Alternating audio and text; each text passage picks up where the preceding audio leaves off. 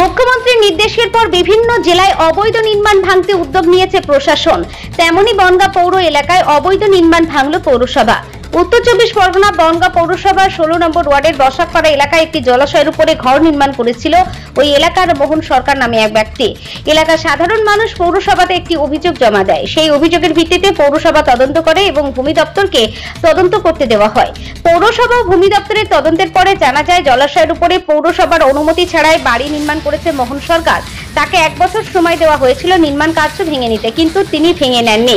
এখন সেই নির্মাণ ভেঙে দেওয়া হচ্ছে। যদিও মোহন সরকার জানিয়েছেন তিনি জলাশয়ের উপরে বাড়ি নির্মাণ করেছেন, সরকারিভাবে এটা অবৈধ হলে অবৈধ।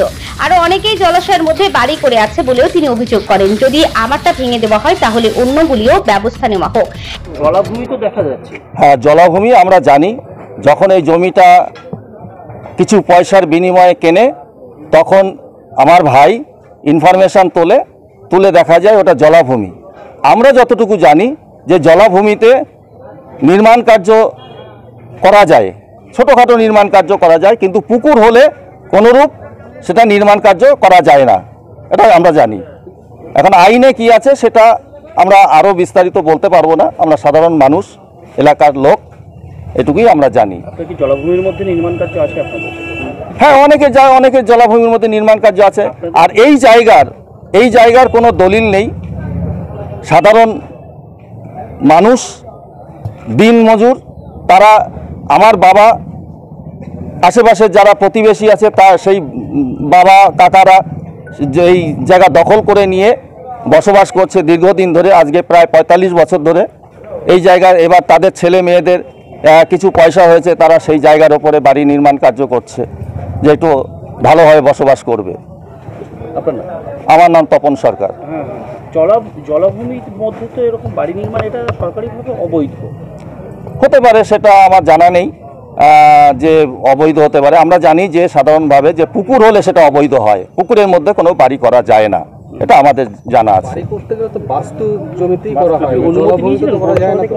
অনুমতি এখানে তো দেবে না। এখানে বিগত দিনগুলিতে যে সমস্ত বাড়ি হয়েছে অনুমতি দেয়নি, এবং এখন অনলাইন হয়েছে, অনলাইনও নেবে না, তাহলে তারা কিভাবে বসবাস করবে? অনুমতি ছাড়াই আপনি বাড়ি নির্মাণ করছেন তো অনুমতি ছাড়া তো এখানে দেবে না। তো আপনি অনলাইনে ফর্ম ফিল আপ করতে গেলে অনলাইন নিচ্ছে না, তাহলে সে কিভাবে করবে?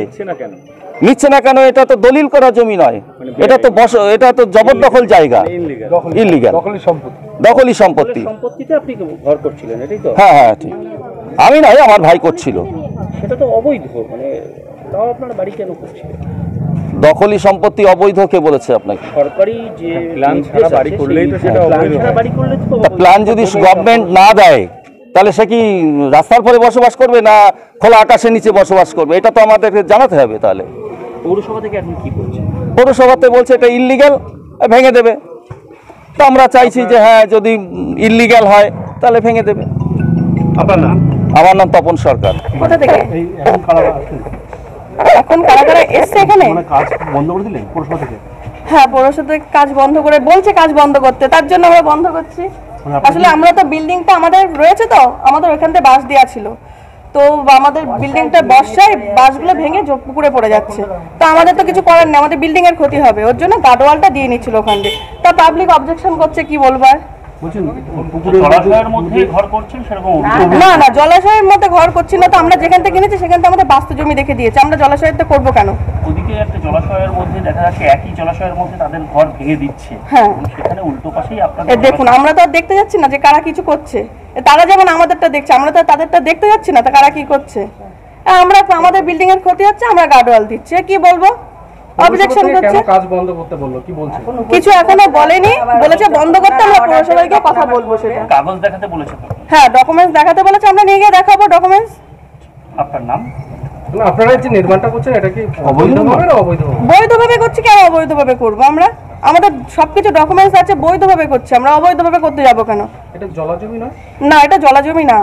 আমরা যখন কিনেছি জায়গাটা এরকমই ছিল, আমরা কখনোই কিছু ফেলে জল জমি আমরা কিছু করতে যাইনি। কেন করবো আমরা? আপনার নাম? আমার নাম পূজা প্রামাণিক।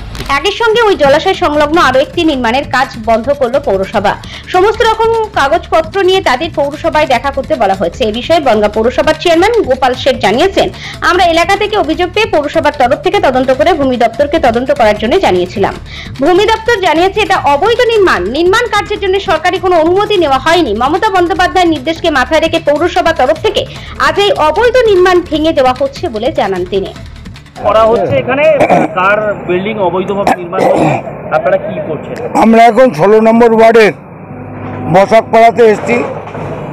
এখানে একজন মোহন সরকার নামে একজন লোক পৌরসভার উইদাউট পারমিশনে জলাশয়ের মধ্যে তিনি একটা বাড়ি করেছিলেন। সেই বাড়িটি অবৈধ। কোনো জলাশয়ের মধ্যে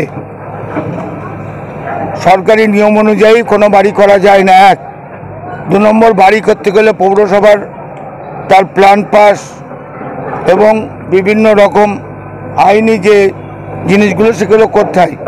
তিনি কাউকে না জানিয়ে এগুলো করেছিলেন।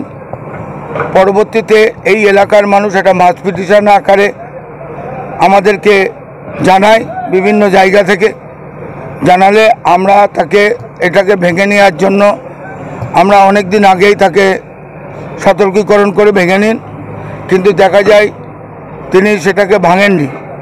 আপনারা জানেন মুখ্যমন্ত্রী মমতা বন্দ্যোপাধ্যায় বেআইনি যেখানে যা আছে সেগুলো নিয়ম মাফিক আইন অনুসারে সেগুলো ভাঙার কথা বলছেন।